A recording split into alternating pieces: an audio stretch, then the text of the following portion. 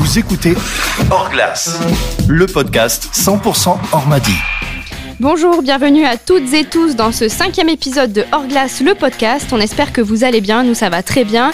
Très bonne ambiance en studio aujourd'hui avec Lionel Tarantino et Kevin Mazot, deux joueurs de l'Ormadi qu'on va découvrir tout de suite après le jingle. Retrouvez-nous sur toutes les plateformes et nos réseaux sociaux. Hors Glace, le podcast 100% Ormadi. Oh, vous êtes contents d'être là ? Bah ouais, plutôt, ouais. Ça va être cool. Bon, aujourd'hui, je sens qu'on va bien s'amuser. On a plein de petits jeux, on va tester des nouvelles choses. Mais avant tout, je vais demander de vous présenter, de nous dire d'où vous venez un peu et où est-ce que vous avez joué avant. Donc, je te laisse commencer, Kevin. Alors, je m'appelle Kevin Mazot, j'ai 26 ans, je suis originaire de Megève. Donc, j'ai fait mes classes juniors à Megève, ensuite je suis parti à Rouen, ensuite Morzine et depuis quelques saisons maintenant, je suis à Anglette. Et toi, Lionel ? Moi, c'est Lionel Tarantino. Moi, je viens de Toulouse et j'ai 32 ans, bientôt 33. Et j'ai commencé à Toulouse, je suis parti à Rouen, j'ai fait quelques clubs de Ligue Magnus et voilà. Et maintenant, je suis à Anglette depuis, c'est la 3e saison. Tu veux pas nous détailler les clubs par lesquels t'es passé en Ligue Magnus ? Si tu veux. Pour ceux qui nous écoutent. J'ai commencé, j'ai fait à Rouen, donc ensuite je suis parti à Strasbourg, après Briançon et Bordeaux et maintenant Anglette.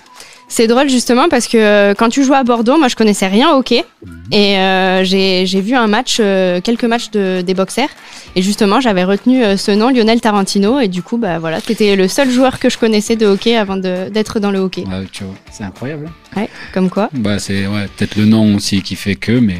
Je me souviens qu'à l'époque ils faisaient une vidéo de présentation des joueurs où t'étais sur un vélo.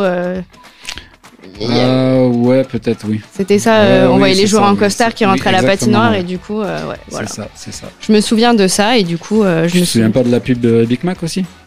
Je me rappelle pas l'avoir vu. Un Big Mac dans les mains. T'étais l'égérie ? Ouais, exactement, l'égérie pour le Big Mac. D'accord, donc t'as été égérie de beaucoup de choses alors. Ouais, plutôt, ouais, ça va. Et est-ce que vous vous connaissez d'avant dans notre club ou à part avoir joué l'un contre l'autre, vous vous êtes déjà rencontrés avant ? Je sais même pas si on avait joué. Ah, oui, quand on était en Coupe de France. Mais sinon, avant, non, je pense pas. Ouais, je pense pas non plus. En fait, quand Maz est arrivé à Rouen, moi, je suis parti à Strasbourg. Ouais.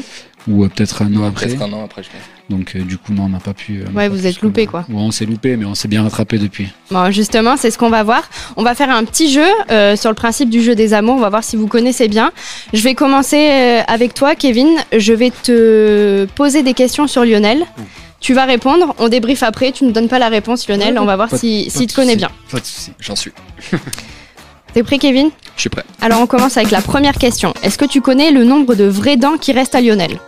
Ouf, je pense qu'il sait pas non plus. Même moi, je sais pas. Oh, très bien. Est-ce que tu connais sa phobie ? Sa phobie. Moi, je sais. Dis quelque chose, on débriefe après avec Lionel. Les araignées. Est-ce que tu connais ce qu'il aurait aimé faire s'il n'avait pas été hockeyeur ? Alors tout à fait, fakir. Assistant. Et justement, est-ce que tu connais le job insolite qu'il avait quand il était jeune ? Tout à fait, il était assistant fakir. Est-ce que tu peux nous parler de ça, Lionel, s'il te plaît ? C'est très, très spécial. Ouais, c'était un été où, après une saison à Rouen, j'avais une copine à l'époque et son beau-père était fakir. Et du coup, il cherchait une personne pour l'aider pendant les spectacles. Et du coup, il m'a demandé si je voulais faire. Et du coup, je me suis retrouvé assistant fakir à la Rose Noire à Toulouse. Et ça consistait en quoi exactement ? Il y avait, je devais plus installer ce qui marchait sur du verre. Je devais aller chercher les personnes dans le public. Je devais lui casser une pierre sur la tête avec une masse. Donc voilà, franchement c'était sympa. Et t'avais une tenue spéciale ou pas ? J'étais déguisé en Aladdin. D'accord. Il y a des photos de ça ou pas du tout ? Je sais pas, faudrait demander à ma mère. Peut-être que ma mère en a, mais moi j'en ai pas gardé. On les cherche. Ouais, on essaiera de récupérer ça. Je vous fais, maman, si tu m'écoutes, ne donne rien. Kevin a dit que ta phobie c'était les araignées. Est-ce que c'est ça ? Pas du tout. C'est quoi ? C'est les serpents. Les serpents, d'accord. Ouais. Il n'y a pas d'anecdote particulière, c'est juste que t'aimes pas ça. Non, mais c'est En fait, je m'en suis rendu compte une fois quand en gros j'étais avec des gars en vacances Donc Édouard Dufournet, Cédric Custos, Alexandre Mule, tout ça, on était en boîte. Et en gros, je le savais déjà que j'avais peur des serpents, mais je suis arrivé en boîte, voilà, on a commandé une bouteille. En fait, je me suis tourné, il y avait une stripteaseuse qui avait un serpent jaune avec les yeux méga rouges. Et j'étais déjà bien dans l'ambiance et en fait, je suis resté figé, je pouvais plus bouger. Ah ouais, d'accord. Et ouais, donc c'est vraiment une phobie et j'apprécie pas trop les serpents. Bah, je te rassure, t'es pas le seul. Sur les précédents podcasts, il y a pas mal de joueurs qui nous ont répondu que leur phobie c'était les serpents. Ouais, voilà. Et justement, qu'est-ce que t'aurais aimé faire si t'avais pas été hockeyeur? En premier, je pense que j'aurais bien aimé faire du rugby, d'être rugbyman pro. Mais après, parce que je viens de Toulouse et que j'apprécie beaucoup ce sport aussi. Tu l'as déjà pratiqué? Ouais, j'en ai déjà fait. J'aime bien aussi jouer à ça. Et sinon, je pense que j'aurais fait pompier. Ouais. Ouais, je pense que j'aurais apprécié faire ça aussi. Et concernant tes dents, je pense que t'as pas la réponse exacte, mais tu peux nous dire combien il t'en manque? J'en ai perdu beaucoup. J'en ai perdu 9 d'un coup il y a un petit moment déjà. 9 d'un coup? Ouais. C'était ok? Ouais, c'était ok. J'ai pris un shoot dans la bouche, donc voilà, j'ai pas eu de chance. Et depuis, c'est plus les dents déjà qui étaient déjà, donc les fausses dents que je perds souvent. Ouais. Quand on prend des coups, voilà, ça nous arrive souvent. Ouais, c'est assez courant, ok. Voilà. Bon, très bien, merci. On va passer à la partie sur Kevin. Allez. T'es prêt? Allez. Est-ce que tu connais le poids exact de Kevin? Mais ça change tout le temps, ça dépend de ce qu'il a mangé la veille. Ça dépend ce qu'il a mangé la veille. S'il a fait une raclette, je sais pas. Non, franchement, je sais pas. J'aurais, 84. Est-ce que tu connais son plat préféré? Le crustiflette. Est-ce que tu connais sa phobie? C'est un guimboule, lui. Les moustiques ou un truc comme ça, un truc de naze. Et est-ce que tu connais le nombre de buts qu'il a marqué en Synerglace Ligue Magnus? 0. Non, il y en a eu. Je déconne. Je dirais, 3. Toi, Kevin, tu sais combien t'as marqué de buts? Ah ouais. T'en as marqué combien? 2. Ça va. Mais tous incroyables. Ouais, voilà, c'est ça, au moins on s'en souvient. On va passer aux vraies réponses. On va pas se le cacher, ça tourne globalement autour de la nourriture et du fromage. Alors, on va revenir sur ça, mais je tiens à préciser que c'était une réponse assez insolite au niveau de ta phobie. Tu nous as dit que ta phobie, ce serait un monde sans fromage. C'est vrai. Ça, c'est terrible. Mais c'est pas vraiment. Ouais. Non, c'est pas vraiment. Non, j'ai pas vraiment de phobie. Mais du coup, ton plat préféré? Ouais, croziflette, il était pas loin, mais une petite pelle. Et ton poids? Ton poids officiel? 84, officiel. Tu vois. Très bien. Après, officieux, ça change. Après la raclette, c'est 87. Ouais, mais après, il y a entraînement, donc ça fait une vite. D'ailleurs, vous avez vous partagez quelque chose, vous jouez aux jeux vidéo ensemble, c'est ça, en ligne? Ouais, un peu, ouais. Vous jouez à quoi? Mais je suis très nul. Du coup, ça m'énerve, je quitte et j'arrête de jouer. Ça t'énerve toi aussi quand il fait ça? Non, pas du tout. Non, lui, je l'entends se marrer, c'est tout. On va tout de suite passer à la deuxième partie de l'émission avec les questions. Hors glace, le podcast 100% Ormadi. Est-ce qu'on peut dire que vous êtes deux fêtards? Enfin, vous aimez faire la fête? Fêtard, je sais pas. Mais... Fêtard, non, je dirais plus épicurien. Ouais. Épicurien. Ouais, non, mais oui, après, c'est sûr. On apprécie être avec les copains beaucoup, mais après. Après, on est sérieux pendant la saison. Après, c'est vrai, quand on a un peu de temps libre. Ouais, là, c'est vrai. Ouais, c'est vrai. On aime bien profiter, quoi. Alors, je pense qu'il y a aussi des anecdotes autour de ça, comme avec tout le monde. D'ailleurs, c'est ce qu'on va un peu aborder dans cette partie. On va commencer avec une question pour toi, Kevin. Je te laisse écouter et on y répond juste après. Kevin Mazot, est-ce que tu peux nous expliquer ce qu'est une bonne collaboration? Merci. Alors, moi je reconnais Léo déjà. C'est lui l'inventeur de la collaboration. Donc le principe consiste à partir plus ou moins en équipe ou avec le groupe dans une boîte de nuit. Et au moment donc après avoir pris les bouteilles, bien sûr, avoir bien dépensé, partir dans une autre boîte de nuit. Sans prévenir les autres, c'est ça? Sans prévenir, il y en a plusieurs comme ça. Ouais. Tom de Coq collabore très bien. C'est quelque chose qui te manque, les collaborations, ou pas du tout? Ah ouais, non. Les soirées nous manquent, ouais. Lionel, toi, est-ce que tu pourrais nous raconter un peu une petite anecdote quand tu t'es fait escorter par la police pour rentrer chez toi? C'est qui vous a raconté ça? Bon, on a nos sources plus ou moins fiables. Incroyable. Ouais, bon, c'est pas très intelligent, hein, mais c'est avec les gars du hockey. Je dois avoir 17 ans ou même pas 16 ans. Et on rentrait de soirée et en fait on s'est arrêté sur un point. C'est pas très intelligent ce qu'on a fait, mais Et en fait, je m'amusais avec les fleurs, avec des fleurs, à marcher, tout ça. Et en gros, on savait pas, mais ça faisait 5 minutes qu'il y avait des gendarmes qui nous suivaient. Du coup, voilà. Et puis moi, je m'amusais, je mettais les fleurs sur la tête. Bon, j'étais dans l'ambiance, quoi. Et du coup, ils m'ont gentiment ramené à la maison. Voilà. Toc, toc, toc. Toc, toc, toc, à 2 ou 3 heures du matin. Et ben, je me suis fait engueuler, hein, comme tout le monde. Et voilà, papa, maman. Et papa était pas très content. Ouais, déjà, à l'époque, t'aimais bien les fleurs. On en profite pour saluer Vanda à Anglette, qui est le partenaire de Lionel. Donc, très cohérent au final. Exactement. Ben, j'adore les fleurs. Après, je voulais pas les arracher à la base, hein, mais voilà, c'était comme ça. C'était pour rigoler. Bon, c'était pas très très fun. Et voilà, ça fait une bonne anecdote. Oui, ça fait une bonne petite histoire, mais mon père était pas très content. T'es aussi un très bon danseur apparemment, parce qu'on a eu l'occasion de te découvrir à ta première année à Anglette avec des petites vidéos de toi qui dansais dans le vestiaire après une victoire. Ouais. Ça a été salué par pas mal de personnes. Est-ce qu'il y a une petite passion, ça vient d'où ce petit pas de danse? Je sais pas. Non, mais... Ouais, d'ailleurs, tu nous as dit que t'aimais bien le funk. Ouais, exactement. Ouais, j'aime bien. Mais non, mais ouais, c'est vrai, j'aime bien faire des petits pas. Ma compagne, elle apprécie. Elle aime bien me filmer pendant que je fais des petits pas, donc j'en joue. Mais ouais, non, mais ça me fait rire. Et puis j'aime bien dans le vestiaire aussi pour fêter la victoire. Je sais que ça va faire marrer les gars et moi, ça me détend un peu. Donc ouais, c'est cool. Et toi, tu danses aussi, Kevin? Alors pas du tout. Pas du tout. Non, lui, il est plus accoudé au bar. Là. Ouais. Ouais. Il en faut, Là, oui. Ah oui. D'ailleurs, avant de parler de ça, on se souvient de la chorégraphie qui avait été faite pour les 50 ans de la patinoire devant tout le monde. Cool. Vous y avez participé tous les deux. Bien sûr. D'ailleurs, c'est dommage, on n'a pas publié les images des entraînements, mais il y a eu beaucoup d'entraînements. Et puis, beaucoup de rigolades. Beau travail. Ouais, bon, après, moi je suis plus dans l'impro, donc ça, j'étais un peu bloqué ce jour-là, mais c'était pas mal. Ouais, toi aussi, t'as apprécié? Ah ouais, c'était ça. Bain de foule et tout. C'était énorme. Un bon souvenir. Bon, à l'occasion, on publiera les images parce que c'était quand même assez. Tu peux les garder. C'est clair. D'ailleurs, on salue la prof de danse aussi qui a pris de son temps pour vous enseigner. C'était très cool. Ouais, c'était cool. Exactement. Donc, on retourne sur le hockey. J'ai 3 questions pour toi, Lionel. J'ai des amis, moi. Ouais, bah oui. Je vais faire fumer, je pense. On va commencer avec la première question. Salut Lionel, alors écoute, j'ai 2-3 petites questions à te poser. La première, c'est quelles règles du hockey sur glace aimerais-tu pouvoir changer ou voir disparaître? Alors on tient à préciser, avant d'y répondre, pour les auditeurs, c'est Laurent Garbet qui a posé cette question, qui est arbitre. Voilà. Je l'avais reconnu. Quelles règles? Ouais. Il y en a une nouvelle qui est vraiment très très nulle. Mais vraiment, qui est depuis cette année à cause du Covid. Après, malheureusement, on n'a pas le choix, mais on n'a pas le droit de poser nos mains ni de s'accouder sur la balustrade.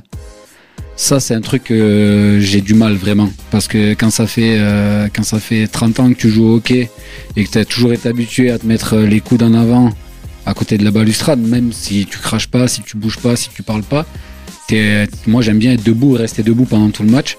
Et là, c'est sûr, là, c'est vrai qu'on peut pas. Donc ça, c'est un peu compliqué en ce moment. Donc je pense que j'enlèverai celle-là en premier. Ouais, et puis c'est des automatismes au final. Ouais, voilà, oui. Après, c'est un peu compliqué. Ouais. T'enlèverais pas la bagarre en premier? Non, parce que ça serait plein de zouaves après. Non. Après, moi, je sais que quand t'arrives au club, on m'a dit attention, Lionel, c'est un secoueur de plexi. Ouais, comme la plupart des gars qui, oui, voilà, qui exactement, jouent au hockey. Ça fait partie du hockey, quoi. Oui. Après, peut-être que c'est mon poids qui fait que le plexi va bouger un peu plus, mais sinon, non. Bon, on va passer à la deuxième question. Ouais. Ma deuxième question, pour toi, quelles sont les qualités d'un bon arbitre? Qu'est-ce que tu aimes ou pas chez un arbitre? Moi, j'ai pas de problème avec les arbitres en particulier. Après, c'est sûr que moi, je suis très mauvais perdant et j'aime pas du tout l'injustice. Alors des fois, c'est un peu compliqué de se contenir. Mais par exemple, avec Laurent, je sais que je peux aller le voir, lui discuter avec lui sans qu'on s'énerve ou sans qu'il s'énerve. Je sais qu'au pire des cas, à la fin du tiers ou à la fin du match, il va venir nous voir ou il va venir me voir et il va m'expliquer, voilà. T'as fait ça, t'as fait une faute comme ça, je l'ai interprété comme ça. Après, il y a des arbitres, on peut pas du tout leur parler. Et des fois, c'est vrai que c'est un peu compliqué. Et je pense que une qualité qu'il faudrait à tous les arbitres, c'est l'écoute. Et je pense que ça irait si on va tous dans le même sens, je pense que ça irait mieux. Après, au hockey, ça va tellement vite on peut pas blâmer les arbitres, et même nous des fois on voit des trucs, on voit pas tout ce qui se passe, donc ça va vite. Donc voilà, quand ça va vite c'est un peu compliqué, mais ouais, c'est vrai que moi j'ai tendance à crier un peu, mais voilà, c'est pas méchant. Oui, puis ça reste dans le match. Oui, voilà, ça reste dans le match, mais quand c'est fini quoi. On tient à remercier Laurent pour ces petites questions. Ouais, il y en a une dernière vite fait pour toi de Laurent. Allez. Et enfin la dernière question, c'est durant ta carrière de joueur, quel joueur adverse ou partenaire t'a le plus impressionné, que ce soit sportivement ou psychologiquement? Merci. Très bonne question. Ouais, ça c'est une bonne question. Moi j'ai un gars qui m'a vraiment impressionné, c'est quand j'avais 18 ans, c'était Eric Doucet qui jouait à Rouen, parce que franchement il était tout petit, il patinait super vite. Et il m'a dit un jour, si tu veux jouer un peu plus dans l'équipe, viens avec moi, je vais te faire jouer en piqué. Et c'est un truc que j'ai apprécié. Et ça veut dire quoi, jouer en piqué? Jouer en infériorité numérique. Voilà, à l'époque, quand on avait 18 ans, donc c'était 3 lignes. La 4e ligne, elle jouait pas avec tous les juniors. Et on faisait quelques matchs. Enfin, nous, on avait la chance de jouer les fins de période, les fins de match. Et du coup, il m'avait dit, si tu veux jouer un peu plus, viens, je vais te faire jouer en piqué, je vais te montrer, bloquer les shoots, tout ça. Et c'est un mec qui mettait, 25 buts, peut-être pas 25 buts, mais il était 20 buts par saison, quoi. Et il bloquait les shoots, et le caractère qu'il avait et tout ça, ça m'avait vraiment impressionné. Et voilà, c'est un gars que j'ai vraiment apprécié son geste quand j'avais 18 ans, quoi. Et toi, Kevin, il y a un joueur en particulier? Comme ça, un défenseur complet avec qui j'ai joué, je pense à Dom Jalbert. Ouais, qu'on a reçu dans un précédent épisode. Ouais, tout à fait, j'ai écouté le podcast et il m'a aussi marqué par le fait qu'il attaquait plus qu'il défendait. Ouais, et c'est ce qui était ressorti aussi. Joueur, on s'en souvient très bien, pour son hockey, mais pour aussi le côté hors glace qui était plutôt sympa. Ouais, il était dans le vestiaire, il était incroyable. On va parler de Pascal. Ouh. Alors, pour ceux qui nous écoutent, on a l'habitude d'avoir des questions d'un supporter toulousain, Pascal. Et en fait, on va lever le mystère. Pascal, c'est toi. Ouais. Oui. Comment est né ce personnage? Alors, ça fait... c'est nul, mais en fait, on m'a montré une vidéo sur YouTube de Pascal la Cascade. Je crois que c'est Gauthier La Francesca d'ailleurs qui m'a fait découvrir ce personnage. Donc c'est Pascal la Cascade sur YouTube. Et voilà, à un moment, on entend Pascal qui fait de la moto et du coup c'est resté. Et du coup je l'ai fait sur quelques vidéos aussi avec le bus quand on était en déplacement. Et voilà, donc c'est resté. Et puis après c'est plus quand je me moque en fait des gars quand ils parlent, je fais une voix toute pourrie en répétant ce qu'ils ont dit, et voilà, c'est plus des imitations, et du coup j'aime bien quand je fais Pascal. Ouais, il nous a dit qu'il parlait une poco espagnole, c'est ça, tu nous as dit. Voilà, je suis un fan de Normandie. Et je suis très heureux aujourd'hui de passer au podcast, voilà, donc alors première question, ça sera pour monsieur Nicolas Arrosamena.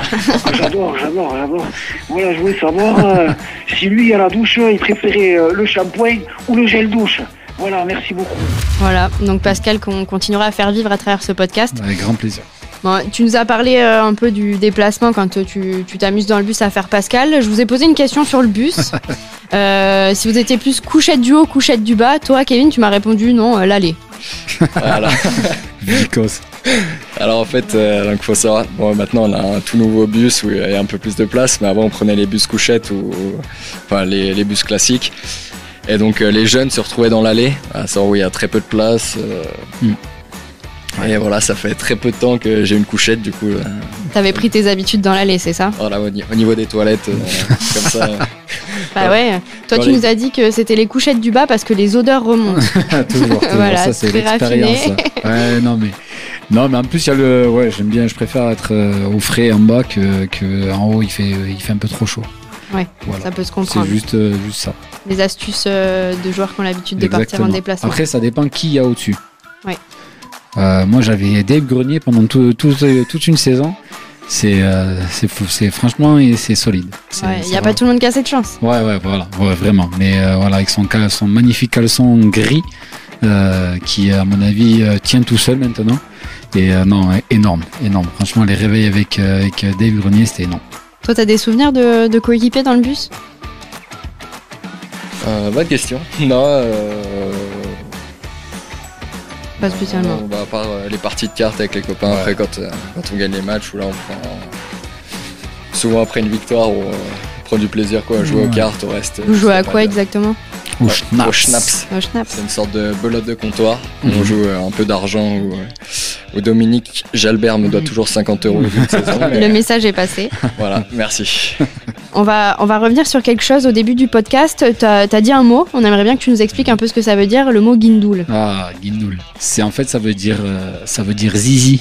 D'accord. Ou petit kiki, ou tout ce que vous voulez. C'est le patois de chez moi quoi. Et du coup le guindoul c'est le petit zizi. Du coup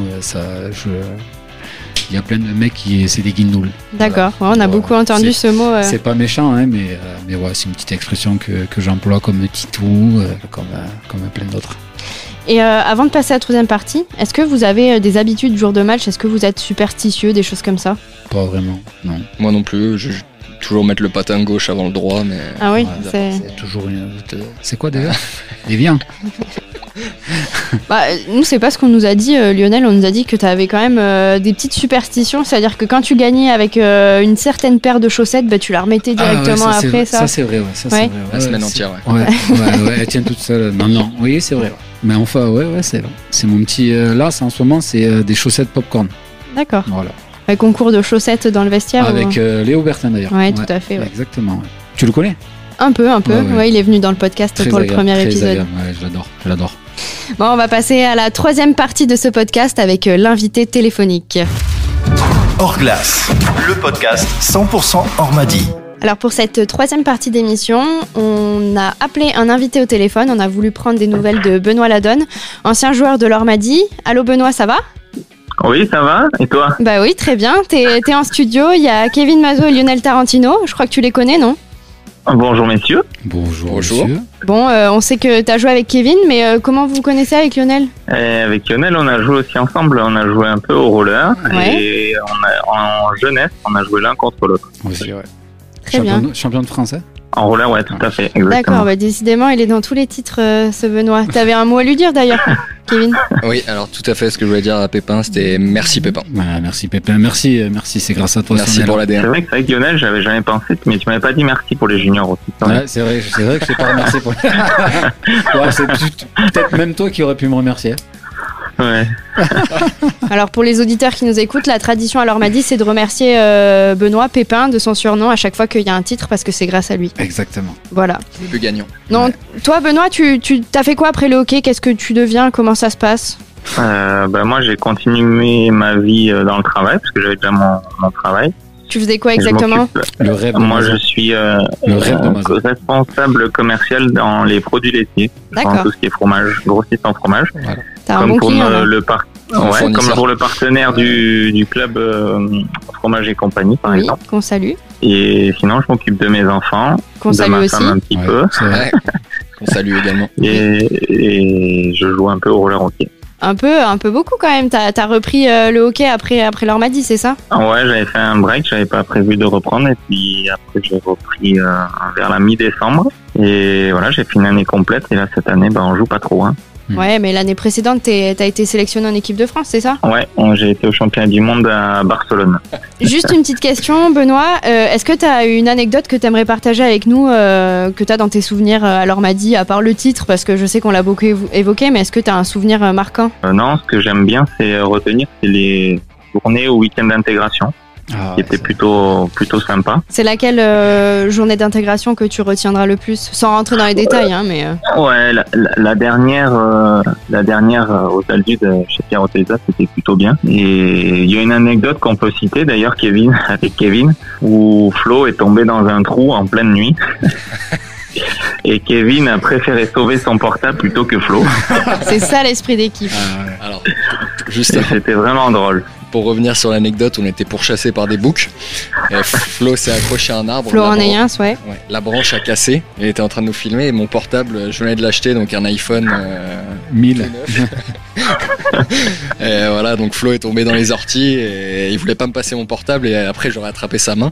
Mais non, il voulait que j'attrape sa main. Il m'a passé son portable. Donc voilà. J'entends encore dans les oreilles Flo gueuler et râler. Laisse ton portable. Tu l'imites bien. C'est vrai que tu le fais bien, c'est vrai, c'est pas mal. Ouais, bah c'est toujours des bons souvenirs. Bonne petite anecdote. T'as eu l'occasion d'y aller, toi, Lionel? Ouais, j'ai eu l'occasion d'y aller, ouais. Mais il y a personne qui est tombé dans les orties. Ouais, bah ça peut mais pas il y arriver. avait d'autres anecdotes, mais pas celle-là. Ouais. Pas celle-là. Bah écoute, merci Benoît, on te remercie d'avoir répondu au téléphone. Bah, on espère que peut-être bientôt tu seras dans le podcast pour nous parler un peu de ton passage à l'Ormadi et d'autres choses. Donc voilà. Bah, merci à vous, on sait jamais. Retrouvez-nous sur toutes les plateformes et nos réseaux sociaux. Hors glace, le podcast 100% Ormadi. Ce 5e épisode touche à sa fin. Merci à vous les gars d'avoir participé. Si Hors glace le podcast est possible, c'est avant tout grâce à vous qui l'écoutez. Je tiens à vous remercier, tous nos bénévoles, nos partenaires, les supporters, les abonnés, ceux qui nous écoutent. Je tiens à remercier aussi les invités et ceux qui ont posé des questions, notamment Pascal. Je tiens à remercier Peyo à la technique et puis on se retrouve bientôt pour un épisode de Hors glace.